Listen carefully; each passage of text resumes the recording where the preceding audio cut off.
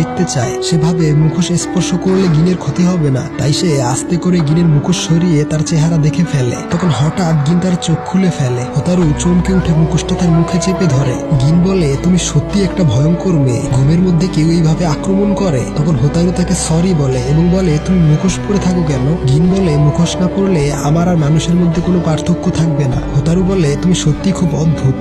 এরপরের সিনে দেখা যায় হোতারু গিনকে বলে সে আগামীকাল থেকে এখানে আর আসতে পারবে না, কারণ গ্রীষ্মের ছুটি শেষ হয়ে যাওয়ায় আগামীকাল সে তার নানা বাড়ি ছেড়ে শহরের বাড়িতে চলে যাবে। এই বলে সে খুব মন খারাপ করে। গিন তাকে জিজ্ঞেস করে পরের বছর গ্রীষ্মের ছুটিতে সে আবারও আসতে পারবে কিনা। এই শুনে হোতারু খুশি হয়ে বলে সে অবশ্যই আসবে। পরের গ্রীষ্মের ছুটিতে হোতারু আবার গিনের কাছে আসে। একদিন জঙ্গলে ঘোরার সময় একটি গাছের হাত গিনকে ধরে ফেলে এবং বলে এই মেয়েটার কাছ থেকে গিনের দূরে থাকা উচিত, কারণ সে যদি গিনকে স্পর্শ করে তাহলে সে অদৃশ্য হয়ে যাবে। গিন বলে সে ঠিক আছে আর ও তাকে স্পর্শ করবে না। এইভাবে ওই গ্রীষ্মকালটাও কেটে যায় এবং তার পরের বছরের সিন দেখানো হয় যেখানে গিন জঙ্গলের ভিতর হোতারুকে খুঁজছিল। তখন হোতারু গাছের ঢালে উল্টো হয়ে ঝুলে গিনকে ভয় দেখানোর চেষ্টা করে। যদিও গিন একটু চমকে যায়, হোতারু তাকে বলে সে গিনের ভীত চেহারাটা দেখতে চাইছিল, কিন্তু সে তো সবসময় মুখোশ পরে থাকে। তাই হোতারু বলে তারা একসাথে থাকা অবস্থায় গিন যেন তার মুখোশটা খুলে রাখে। গিন তার মুখোশটা খুলে রাখছিল, তখন হঠাৎ হোতারু গাছের ডাল ভেঙে নিচে পড়তে থাকে।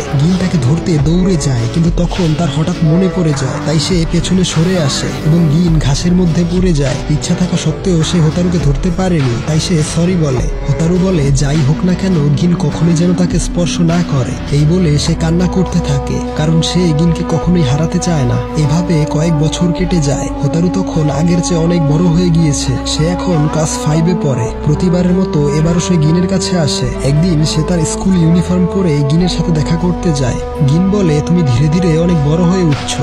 তারপর তারা জঙ্গলে ঘুরে বেড়ায়, খেলাধুলা করে, ঘুড়ি ওড়ায়। এইভাবে তাদের সময় কেটে যাচ্ছিল। একদিন হোতারু মনে মনে ভাবে সে তো আগের চেয়ে অনেক বড় হয়ে গিয়েছে, কিন্তু গিন ঠিক তেমনটাই আছে যেমনটা সে তাকে প্রথমবার দেখেছিল।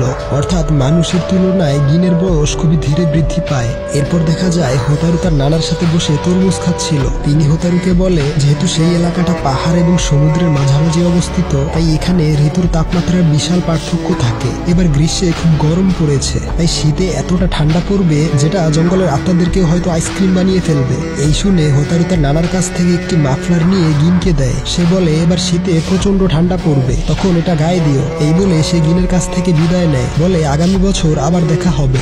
এরপর সে তার শহরে চলে আসে। সে সারাক্ষণ গিনের কথাই ভাবতো এবং খাওয়া দাওয়াও ঠিকভাবে করতো না। একদিন স্কুল যাওয়ার সময় সে অন্যমনস্ক হয়ে রাস্তায় হাঁটছিল। তখন তার এক বন্ধু তাকে ডেকে বলে তুমি বরফের উপর দিয়ে হাঁটছো, পড়ে যেতে পারো কিন্তু সাবধান। এবং